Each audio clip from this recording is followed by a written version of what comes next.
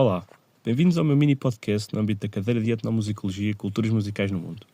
O meu nome é José Francisco e hoje vamos mergulhar num tema que nos mostra como a música e a arte não só sobrevivem em tempos difíceis, mas também florescem e resistem. Vou falar mais detalhadamente sobre o caso do Chipre durante a pandemia da Covid-19, com base no artigo do investigador Christakis Christofi, que apresenta um retrato fascinante da resposta cultural cipriota durante este período tão conturbado. Esta análise é feita através de várias iniciativas e contextos e o autor aqui mostra que como a música e a arte não desapareceram com o confinamento e, bem pelo contrário, estas reinventaram-se, adaptaram-se ao digital, tornaram-se ferramentas poderosas de crítica social, expressão emocional e diálogo intercultural. Irei dividir isto em 3 partes, ou seja, na primeira parte vou falar do impacto da pandemia na produção artística. A chegada da pandemia teve, claro, um impacto imediato e profundo na vida cultural. Como sabemos, houveram salas de espetáculos fechadas, festivais cancelados, artistas impedidos de atuar. No Chipre, e como em todos os outros países, enfrentou um colapso do setor cultural. No entanto, como destaca o autor, foi precisamente nestas condições adversas que muitos criadores encontraram novas formas de se expressar. Por exemplo, a produção artística migrou para meios digitais, mas não se limitou simplesmente a mudar de palco. Ou seja, houve uma transformação no conteúdo e no propósito da arte.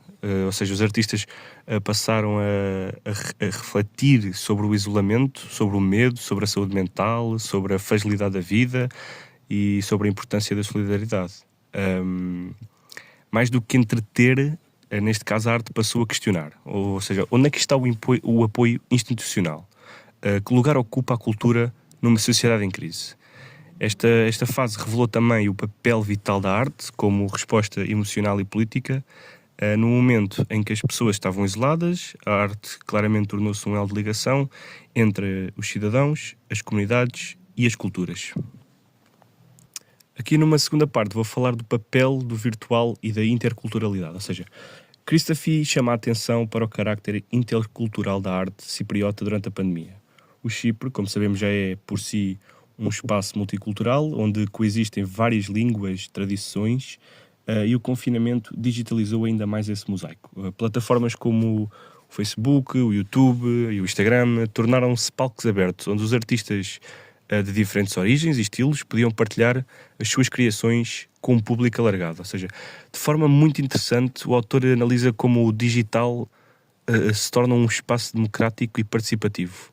Amadores, profissionais, criam juntos, misturando géneros e linguagem. Muitas vezes ultrapassam fronteiras físicas e culturais. A acessibilidade foi outro fator-chave. Pessoas que antes não tinham qualquer acesso a concertos ou exposições puderam experimentar eventos culturais a partir de casa. E isso levantou novas questões, do tipo, será que o futuro da arte passa pelo digital? Será que o virtual pode manter a mesma profundidade de experiência sensorial e emocional? Christofi acaba por não dar nenhuma resposta definitiva, mas levanta estas reflexões importantes para a etnomusicologia contemporânea.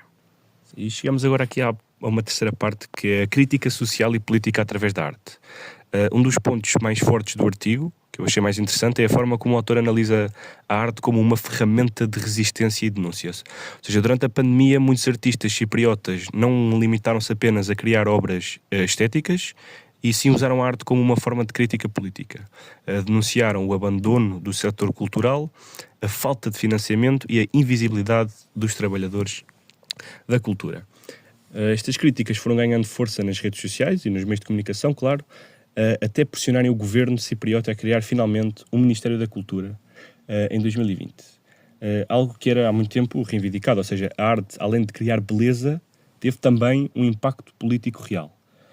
Iniciativas como a Flash Art Rialto e o projeto Recover 20 e também plataformas de performance urbana improvisadas, que eram muitas vezes com máscara e distanciamento, claro, mostraram como a arte se adaptou às novas regras, sem perder o seu caráter interventivo. Ou seja, em vez de silenciar, a pandemia ativou a criatividade crítica dos artistas.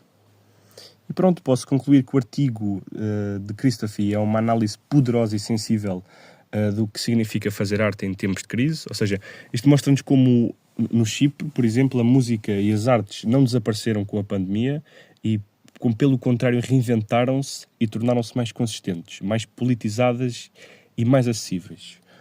O caso cipriota é um exemplo que me despertou bastante interesse, pois liga-se diretamente com uma tendência global, ou seja, a arte como resistência, como memória e como cura. E, para a etnomusicologia, este estudo levanta questões fundamentais sobre o futuro da produção cultural, os novos palcos digitais e o papel político da criação artística. Obrigado por terem acompanhado neste episódio, continuem-se desse lado e não se deixem de apoiar a arte mesmo e, sobretudo, nos tempos mais difíceis. Até à próxima.